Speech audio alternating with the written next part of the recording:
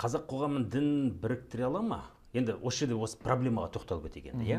Өйткені тағы да менің ойым, менің көзқарасым, мысалы Ресейде Шешенстан бар, ислам дінін ұстап отырған Татарстан бар.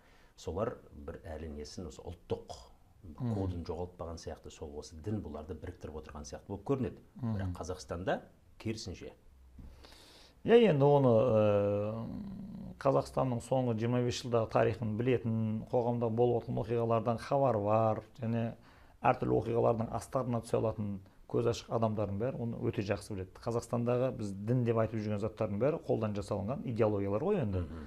Және оны насихаттайтын адамдардың бәріне артында тұрған көкелер оны өкіртіп ақша төлейді. Оны қайдан білесің сен? Еш жерде жұмыс істемейтін, ешқандай бір кәсібі жоқ адамдар емін еркін елді кезіп аралап және әлеуметтік жағынан өте қамтамасыз етілген. Ал енді жалпы діни қайраткер болам деген адам негізінде бай болмау керек. Ол кедей болу керек негізінде. Оны professional poverty деп айтады, яғни профессионал кедейшілік деп айтады. Сен негізі бір көйлекпен москвичті мініп алып, москвичтің өзі саған байлық болып есептеледі. Егер діни қайраткер болам десе, сен запорожецпен жүруің керексің сен. Ауыл арасы болса, вообще атпен ешекпен жүруің керексің негізінде. Ал енді дәу бүгін заводтан шыққан джиптерді мініп алып, діннің атынан сөйлеп тұру дегеннің өзі негізі көңілге күмән ұялату керек негізінде. Сондықтан бұл әбден уже әртүрлі діни жамағаттардың мүддесін қорғайтын діни насихатшылар, уағызшылар шыққаннан кейін ол тек бір ғана нәрсені істейді, ол фрустрация, яғни қоғамды ыдыратады, қоғамды ірітеді, қазақ халқының басын біріктірмей шашып жүреді енді. Сондықтан біз мына кітаптың атын да мәдени майдан деп қойып отырған себебіміз, нағыз дін, егер дін болатын болса, діннен көзге көрінбейтін тамыры дейді ғой, ол бір жеміс беріп тұру керек мәдени өніміне қарайсың.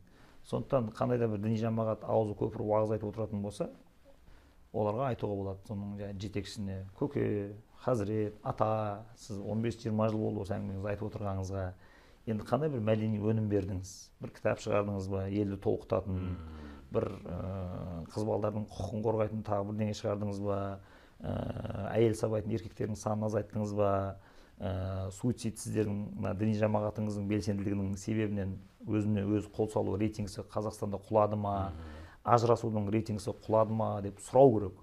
Олар айтады, біз қатырып жатырмыз, қырып жатырмыз, имандылықты таратып жатырмыз дейді. Сауаттандырып жатыр. Иә, деп айтады. Бірақ мен статистиканы қараймын, Қазақстан әлем бойынша ажырасудан бірінші орынға шығып кетті мысалға. Және суицид бойынша да ол 3-4 орынды бермейді мысалға. Жемқорлық жағынан да ол әлемнің алдыңғы қатарында, мысалға пара алу, пара беру, откат деген ол ұлттық мінезге сіңіп кетті мысалға. Енді қайда сіздің имандылығыңыз деген әңгіме шығады сол жерден. Сондықтан не үшін біз өзбек әлін алып жазып күресіп жатырмыз? Себебі көзі тірі, у қосылған уағыз айтатын діни насихатшылардан енді пайда жоқ қазақ қоғамына.